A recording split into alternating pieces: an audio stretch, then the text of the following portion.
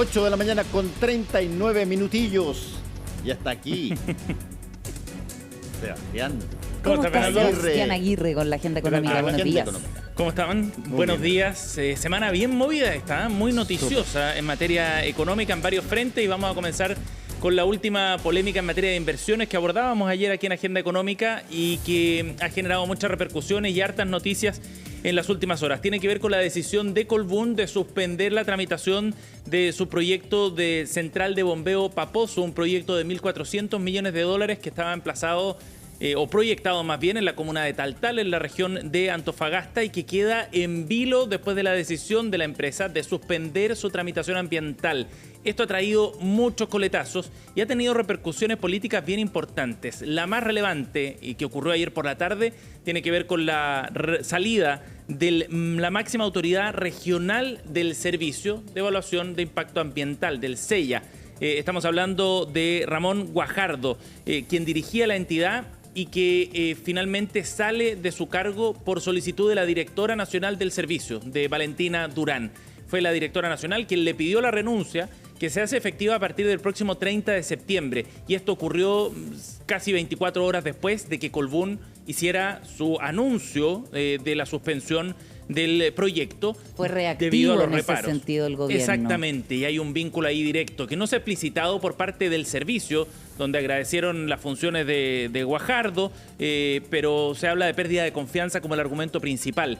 Y no es casual, por supuesto, el timing de la salida de Guajardo, y no es la primera vez tampoco que ocurre esto, porque ya en la región del Biobío había ocurrido algo similar con otro proyecto de naturaleza muy distinta, el famoso proyecto de tierras raras. ¿Se acuerdan de lo que hablábamos la semana pasada? Bueno, ese proyecto Aclara tuvo también algunos tropiezos en su tramitación ambiental y terminaron con la salida también de la directora regional. Acá está ocurriendo algo muy similar, y lo que ha trascendido hasta ahora es que había mucha molestia también dentro de algunos ministerios de Economía y de Energía por la forma en la que se había llevado adelante este proyecto. No necesariamente porque se hicieran observaciones o reparos al proyecto de la manera en la que está formulado, sino más bien por el manejo de la tramitación. Y esto tiene que ver con los reparos que ha hecho Colbún, que dice que acá ha habido inconsistencia a lo largo de la tramitación del proyecto. Estuvimos más temprano con Alejandro Mico, ex subsecretario de Hacienda, y él decía que es muy importante la señal que desde el nivel central las autoridades del máximo nivel den la señal política precisamente a todo el proceso que viene después, y que, claro, reaccionar ex post con la directora nacional ofreciéndole ayuda técnica a Colbún para la tramitación parece una cuestión meramente reactiva por la envergadura de lo que se pierde. Claro, ahora desde de la dirección nacional del SEIA dicen que no había o no hay una superior, digamos, una relación jerárquica que les permitiera intervenir en el proceso. Y por lo tanto también en sus comunicados el servicio dejaba la decisión que se había adoptado bien radicada en las atribuciones del director regional, que es el que ahora está saliendo. Hay ahí en todo caso una trama y que refleja probablemente la manera en la que está operando el servicio de evaluación ambiental y las decisiones que se toman a nivel regional, que probablemente no cuaja o no conversa bien con las directrices nacionales que está tratando de entregar el servicio. Ayer tuvimos la posibilidad de conversar con el gerente general de Colbún en Agenda Económica PM, José Ignacio Escobar. Entregó largamente los detalles de por qué ellos estaban suspendiendo el proyecto. Aclaró que no está cancelado, no está descartado el proyecto, sino que está suspendido.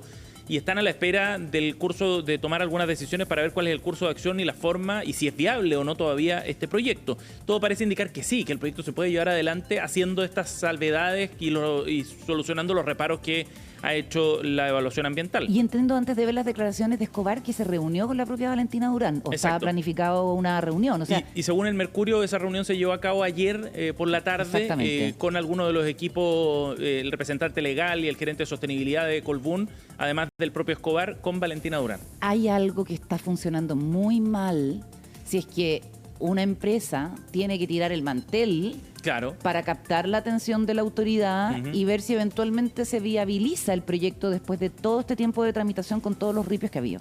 Y sobre todo porque lo que alega Colbún no es necesariamente que se le haga un reparo, sino más bien cómo van surgiendo cambios de criterio a lo largo de la tramitación. Porque esto tiene varias etapas y son conceptos bien técnicos, pero hay varias etapas. Y en la etapa 1 le dicen A y en la etapa 2 le dicen B. No puede y ser. Ese cambio de criterio que genera incertidumbre y que alarga la tramitación es lo que critican desde Colbún. Escuchemos qué dijo José Ignacio Escobar, gerente general de la eléctrica. Las razones que estaban en el término anticipado inicial no fueron exactamente las mismas razones a las cuales se aludió al fallo del recurso de reposición. Por lo tanto, hay bastante incertidumbre en el proceso de obtención de permisos a nivel país de cuáles son realmente los criterios de evaluación. Hoy en día no existe de alguna forma una uniformidad de criterios. Acá algunos meses más tomaremos la decisión en qué va a seguir este proyecto o no. Ahí estaba entonces José Ignacio Escobar, gerente general de Colbún. Planteó que lo que le sorprende es fundamentalmente ese cambio de criterio, como ya lo graficábamos antes, que no se gatillara, por ejemplo, una consulta indígena para resolver aquellos reparos respecto al impacto en grupos humanos de este proyecto que se emplaza allí en Taltal. Ellos insisten que han hecho un trabajo de 2 años para poder sacar adelante este proyecto, que están muy conscientes también de todos los requisitos que tiene el sistema de evaluación ambiental. Colbún es una empresa que ha desarrollado largos proyectos, es una de las grandes empresas energéticas en nuestro país, que ha crecido muchísimo, por lo tanto tienen experiencia en estos temas también, y de esa forma trataron de abordarlo de manera conjunta con las comunidades, dice, con los representantes de organizaciones medioambientales en la zona para poder sacar adelante esta iniciativa. Pero abordan en sus críticas también un tema que es transversal, si esto no es nuevo, la incertidumbre que se genera en la forma en la que se lleva adelante la tramitación ambiental de proyectos, ya sean proyectos energéticos, proyectos mineros, inmobiliarios, salmoneros, cualquiera. Una sensación de cierta incertidumbre en las reglas del juego es lo que trasciende a la discusión de este proyecto en específico. Y es a eso a lo que han apelado también algunas autoridades. Ayer hubo reacciones políticas, como les contábamos. El ministro Marcel se refirió a esta decisión de Colbún. Vamos a escuchar qué fue lo que dijo ayer en el Congreso. A lo que debería conducir nuestros sistemas de evaluación de impacto ambiental, de permisos sectoriales, es que las inversiones se realicen cumpliendo con los estándares ambientales, cumpliendo con los estándares sanitarios y de otra naturaleza que existen. En varios de los casos que se han comentado en la prensa en los últimos días, esa posibilidad sigue existiendo. Hay casos en los cuales los proyectos se están reformulando con un diseño tecnológico distinto, y eso, por supuesto, uno desearía que ocurriera más rápido, que las observaciones a los inversionistas, a las empresas, se hicieran antes, y eso en buena medida parte de lo que se está buscando con la reforma al sistema de evaluación de impacto ambiental. Ese último punto es bien relevante. El gobierno tiene un diagnóstico en estas materias. Hay 2 reformas que están en paralelo avanzando en el gobierno que son súper importantes para la inversión y para, en definitiva, el crecimiento económico. Uno tiene que ver con la permisología. Aquellos permisos que tienen que pasar por el Estado para el desarrollo de determinados proyectos. Esa iniciativa está avanzando en el Congreso, la empuja el ministro de Economía, Nicolás Grau, y esperan desde esa cartera incluso que pueda ser despachado ese proyecto a fin de año, lo que sería una muy buena señal desde el punto de vista de lo que esperan los inversionistas. El otro proyecto, el segundo y complementario, tiene que ver con una reforma al sistema de evaluación de impacto ambiental, y eso lo está empujando la cartera correspondiente, el Ministerio de Medio Ambiente. Pero son 2 iniciativas que en la práctica recogen el guante sobre las críticas del sector privado. Están asumiendo desde el gobierno, lo asumen así, que hay un problema aquí.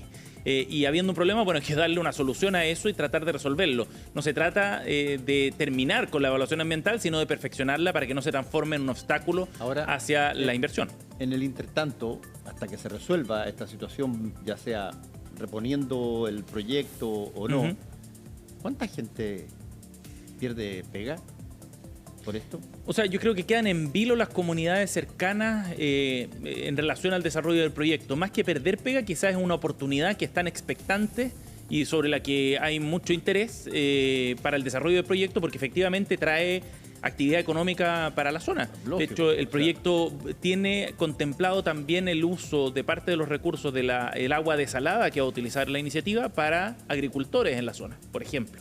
Entonces, hay ahí una oportunidad bien relevante.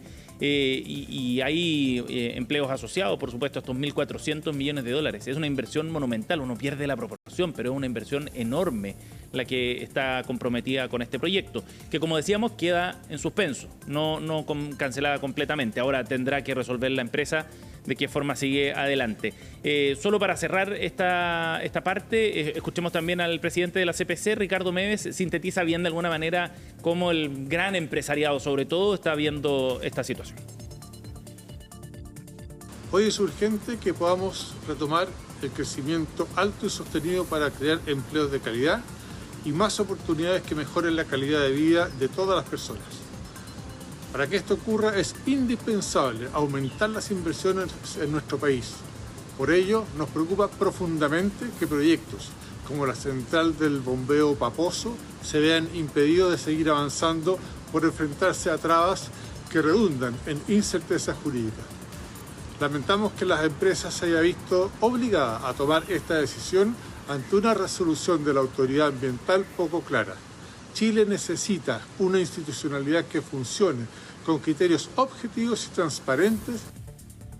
Bien, eso entonces con el caso de Colbún. En paralelo también hay toda una discusión respecto a la inversión que ha hecho Arauco, también en Brasil. Ese anuncio ha generado otras reacciones bien interesantes, pero vinculadas a lo mismo, ¿no? La forma en la que Chile está en condiciones de atraer nueva inversión y generar más empleo también de la mano de ese crecimiento. Pero yo tengo la impresión de que hay una diferencia entre lo de Arauco bastante clara y lo de Colbún. A ver. Lo de Colbún es un problema nuestro que lo hemos conversado mil veces, los temas de la permisología, las cosas que tienen que hacerse, las autorizaciones que se tienen que dar y todo lo demás. En el caso de Arauco es una inversión en Brasil. Claro. Que probablemente, no tengo información al respecto, pero probablemente no es algo que eventualmente pudiera ser alternativo a hacer exactamente lo mismo en Chile. Me imagino que... No necesariamente, ¿cierto? Claro, me imagino que desde ese punto de vista... Ahora, si que, por ejemplo, pudiera saberse si es que los permisos para hacer una inversión en Chile, en Brasil, por una empresa chilena, son allanados racional y rápidamente. Lo son. Entonces podríamos perfectamente hacer el contraste directo entre una cosa y otra. Bueno, lo son. De hecho, hoy día en el Diario Financiero aparece ese dato. En Brasil les demoró 16 meses obtener el permiso para una mega planta forestal. ¿Ya? Hay exenciones tributarias que le ofreció el Estado de Río Grande do Sul para poder llevar adelante el proyecto, porque al Estado le interesa transformarse en un gran polo forestal. O sea, hay señales concretas y son bien específicas, ¿no? O sea, darle una exención tributaria es un tremendo gancho para traer inversión. Entonces la discusión va por ese lado. Efectivamente, allá la tramitación de los permisos es más rápida en un proyecto paralelo. Si es que traemos el mismo proyecto a Chile, es más rápida en Brasil. Entonces esa es la discusión también. ¿Y el factor seguridad en la macrozona sur pesó en esta decisión? Mucho. De hecho, desde las forestales, no solo Arauco, todas las forestales han planteado que el tema de seguridad hoy día es una traba para el desarrollo de nuevos proyectos, porque se quema la maquinaria, porque atacan los predios, etcétera. O sea, de hecho, la CMPC ya invirtió en Brasil también. También. Vamos a otro tema, 8,52. Así como hay una discusión en torno a estas mega inversiones, hay otro aspecto de la economía chilena que nosotros hemos destacado harto también aquí en CNN Chile y en Agenda Económica en particular, y que tiene que ver con el crecimiento de las nuevas empresas generalmente vinculadas al mundo tecnológico, que están creciendo de manera acelerada y que irrumpen más bien en determinados mercados. Tienen un concepto bien específico, se llaman las scale-ups. Son estas empresas que superan rápidamente las etapas iniciales de crecimiento y que logran un crecimiento luego muy sostenido y muy acelerado. Pensemos en empresas generalmente de base tecnológica que logran generar o cambiar las reglas del juego de una industria determinada, y que acá en Chile son muchas. Quizás las más visibles en términos generales pueden asociarse a empresas que recientemente han hecho historia, como Corner Shop, por ejemplo, Notco, entre otras. Pero son muchas más y están generando un efecto directo desde el punto de vista del mercado laboral. Es eso lo que analiza el último estudio que ha desarrollado Endeavor sobre esta materia. Vamos a conversar con el director del área de research de Endeavor, Andrés Alvarado, para conocer más detalles de esta investigación. ¿Cómo estás, Andrés? Bienvenido. Hola, buenos días, Carolina, Fernando, Sebastián. Gracias por la invitación. Andrés, bueno, ustedes han hecho este estudio en su segunda versión para actualizar específicamente cuál es el efecto que tienen las scale-ups en nuestro país.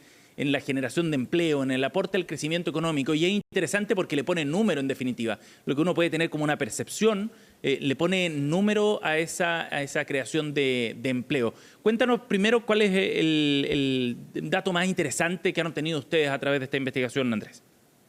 Efectivamente, sí. Mira, nosotros en Endeavor, como en nuestro rol de Ecosystem Builder, siempre estamos proponiendo algún nivel de información y data relevante para los tomadores de decisiones. En ese sentido, ya llevamos 3 ediciones de este estudio y el dato más importante, yo creo que el que más golpea es que son el 1,3% de las empresas en Chile, las scale-ups, pero que generan el 43% del empleo.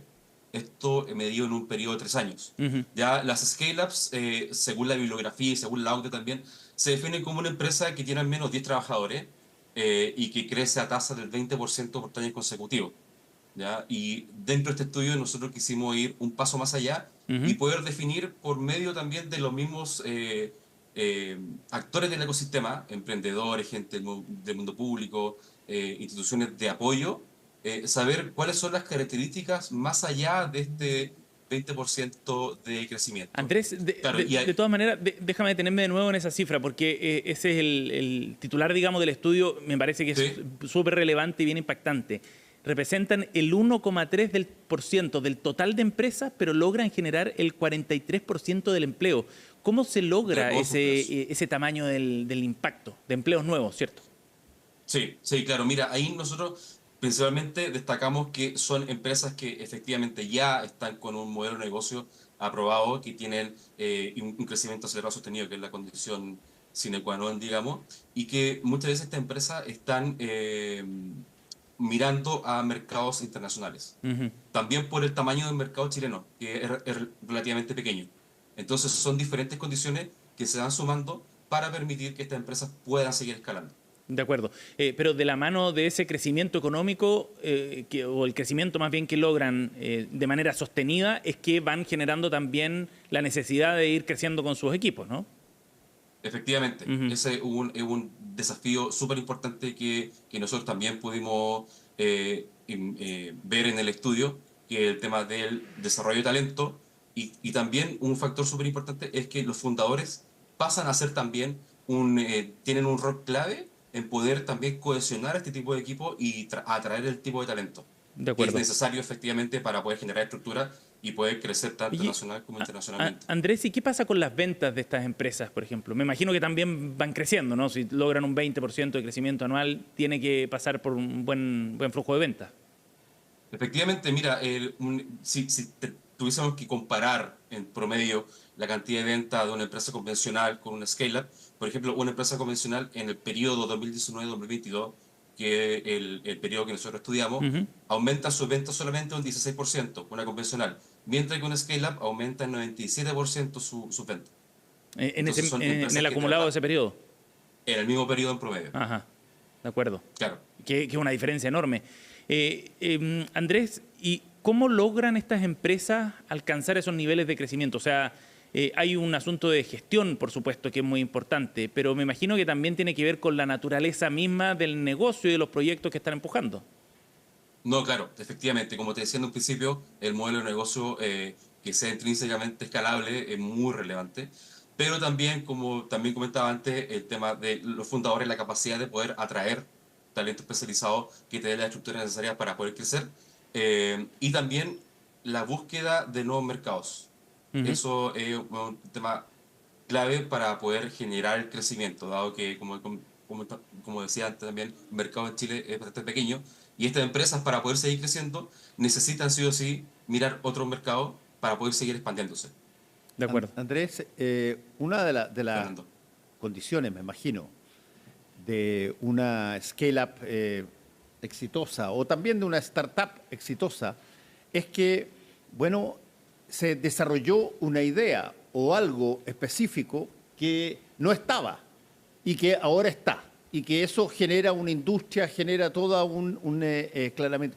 Desde ese punto de vista, ¿las scale-up tienen alguna diferencia respecto de cuáles son los principales rubros que escogen para centrar su oportunidad de negocio? Claro, mira, según los datos que están en el estudio, dicho sea de paso, en la página endeavor.cl, que está publicado, las scale-up las podemos ver en tres sectores principales, que concentran el 60% del total de las scale-up, que son construcción, comercio y reparación y servicio administrativo. Esto es más bien genérico, dado que es información que nosotros trabajamos, que es data pública, pero en el sentido ecosistémico, nosotros también en las diferentes oficinas que tenemos en Chile, en Antofagasta, acá en Santiago, en Concepción y en Puerto Vara, vemos también que es muy importante el desarrollo de ciertas industrias. Por ejemplo, en el norte, en Antofagasta, donde está la oficina de Endeavor Atacama, tenemos un polo de empresas Mining Tech. Las empresas Mining Tech son estas empresas que están relacionadas con la minería, son proveedoras de la minería, pero que le ponen tecnología.